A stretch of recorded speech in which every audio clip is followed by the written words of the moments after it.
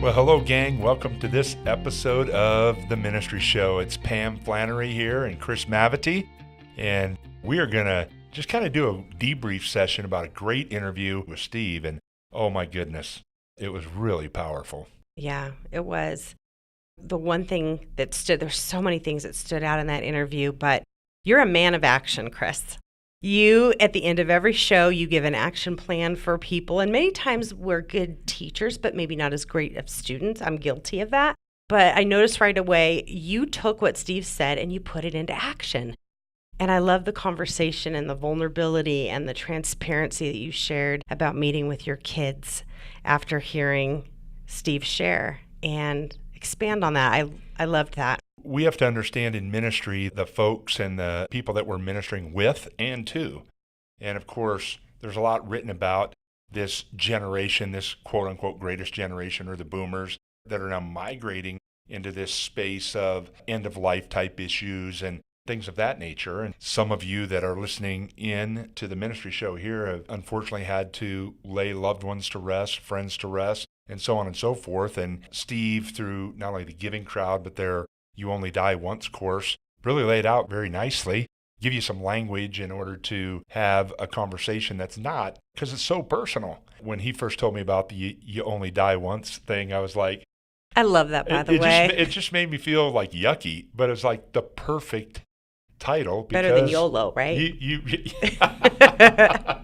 Yes, it is, Pam. And, hearing information and doing nothing with it, I think it's James that talks about that in the Bible. It's like a man looking at a mirror and then forgetting, what you look like.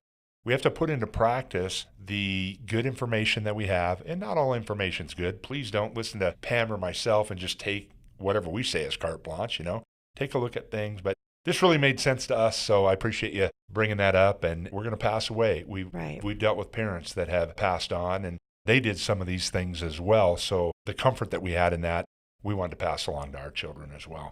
Well, I appreciated that you initiated it too, because I've shared with you how I never wanted to initiate that conversation with my parents or my mom, because my dad had passed. It feels uncomfortable. Even though she was my best friend, best mom in the world. She went to her grave with all my secrets. But there's no way I ever felt comfortable. To this day, I don't even know if she's got a life insurance policy somewhere out there. I have no idea. Yeah. I just don't know. Yeah, well, in the interview that we did with Steve, you might want to listen to that if you missed it. I see this as a fantastic ministry opportunity for right now, today. Because, Pam, exactly what you're talking about, and one of the things that we can do as pastors and church leaders is get ahead of that curve and don't only deal with death after the matter, but let's help as many people as we can by creating a ministry in our church that will help them ahead of time, not just behind time. Right. I know that we know how to do funerals and grief counseling and being there for people in those end-of-life moments. We can, though, take a proactive stance through the Giving Crowd and You Only Die Once course and help people be proactive in that process. I'm telling you, my kids have all thanked me. Of course, my wife is super appreciative, as well. And so that is what this is about. It's not about figuring it all out. It's about let's minister to our people where they're at and help them do life better while they can. Yeah. Well, and I appreciate, too, that the Giving Crowd is that third party, so they can come in and care for people and be that in-between, person to communicate with family members. What I really love that Steve said that stood out to me is that we think about impacting the kingdom today, but what about impacting the kingdom after we're gone? That struck me. I'm still trying to figure out how to impact the kingdom while I'm alive. So now I have this, he kind of rocked my world, and I need to think past when I'm gone. Yeah, he talked about this idea of giving, and this is where I live. I receive a certain amount of income. I know that God's being generous to me, and I want to give back primarily through my local church because I am committed to the cause of Christ on the planet Earth. And I want to help not only in practical ways using my talents, but I want to help fund the future of the kingdom. And I never gave any thought personally to other types of giving other than I got a paycheck and I give out of that paycheck. And when he said, I think it was 91% Yes. of the wealth that we have is not in cash, it's in other assets. The church world is kind of missing that whole arena. Not all churches, certainly, but the giving crowd focuses in on that 91% instead of the 9%. It just kind of really blew my mind. So, well, Steve talked about universities and hospitals that have been doing this for years. And I thought about even with one of my sons who had, hundreds and hundreds of $1,000s worth of medical bills. And I remember at one point feeling just so overwhelmed and them coming to me and say, don't worry about that bill. It's been taken care of by charities that were given. Wow. And I thought, why didn't I ever think that you could do something like that in a church or in a ministry? Yeah. Did you? Well, I do now. I do now, too. So I didn't before. I was talking with a friend of mine from Generis. We did an interview with Generis a few weeks back with Jim Shepard. It wasn't Jim I was talking to, but talking to somebody else. And there was a church that had I think it was a private high school. Mm-hmm. Don't quote me on that, but an educational institution, not a university or whatever, like across the street, literally. And they built a building. And on the building was the name of one of the church members. Mm-hmm. Now, I don't know how much money you have to give to an educational institution to have your name on a building, but it's more than I could give, right? So the pastor sees this building, with the sign on it and talks to the guy. And he's like, well, why don't you give that to the church? We can put that to good.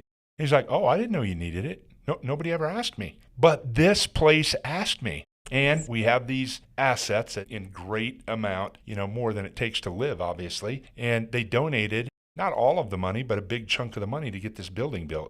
Now, this was right across the street from the church.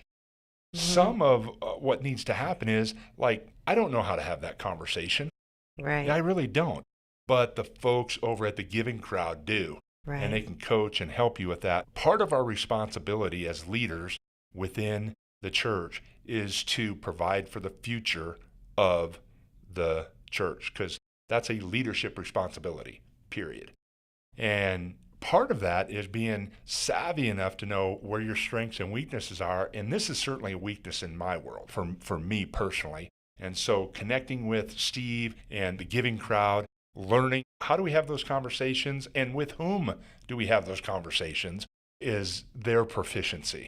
Right. And so I really want to encourage you to check out thegivingcrowd.co, thegivingcrowd.co, not C-O-M.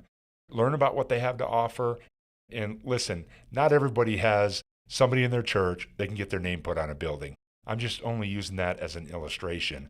Millions and actually billions of dollars are given each and every year to an entity somewhere else because the church isn't prepared to know how to ask or whom to ask for extra generous contributions to help fund the future of the church. That's right. And I know Steve's great at it. There's other folks there at the Giving Crowd that are as well. Mm-hmm. Yeah, I agree with you 100%.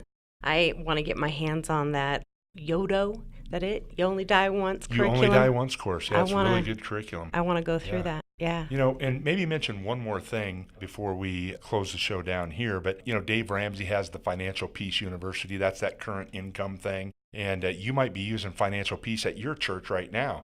Well, if you attach the You Only Die Once course to the end of that, you're dealing not only with the current issues, but what a great, again, ministry to the people that are sort of my age and above to really help them with the end-of-life issues that they're dealing with for their parents, maybe some their grandparents, and then helping them get prepared like Kathy and I did, as you mentioned at the start of the show, Pam, for our own family. So you don't have to have it be a standalone, but thousands of churches, tens of thousands of churches use the Financial Peace. Just attach this YODO course to it. That'd be a 1-2 punch that would be really hard for people to ignore. That's right. Yeah. So what other thoughts do you have on that interview? I know you didn't do the interview, but you listened to it. Well, I'm a huge fan of Steve Caton as well. And I think one of the gifts that he has is he makes it really easy for open dialogue and communication. So I'm sure all of their teams there are just like that. And I'm so thankful. I wish that I would have had that taught to me in a church when my parents were still alive. Yeah. And now I know There you that go. we have Now the you know. opportunity to change it for our kids. So we always only learn from experience, Mm-hmm. basically. True. So here's the differentiator. The experience can be our own, where we get scar tissue and we have to pay dumb taxes and all of that, or we can learn from the experience of others. Right. This is an example of learning from the experience of others, and this is a long-term play. You and I in ministry, Pam, we know that ministry is usually all about the next day, the next week, sometimes the next minute, sometimes the next hour. We do have to kind of step back a little bit sometimes, say, man, are we planning properly for our future? And the Giving Crowd can help you plan properly for your future. So next week, now we're done with the summer interviews, and next week we're going to dive into Discipleship 101, what I call Discipleship 101 anyway. And there could be a lot of different ways to describe it. That made you laugh, so tell me what's on your mind. No, I'm excited. Discipleship, as you know, is the heartbeat of Church Community Builder. I feel like it's part of our DNA, so I'm really excited. Yeah, we'll take a dive into that. Now, let me pre-warn you that we're not going to cover discipleship from A to Z. Mm-mm. I mean, that would take, 100 shows or something like that. But we want to give you some input and some information to kind of prompt your own thinking in this area of discipleship.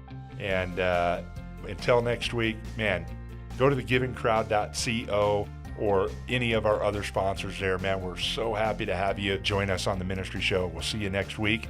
Until then, God bless.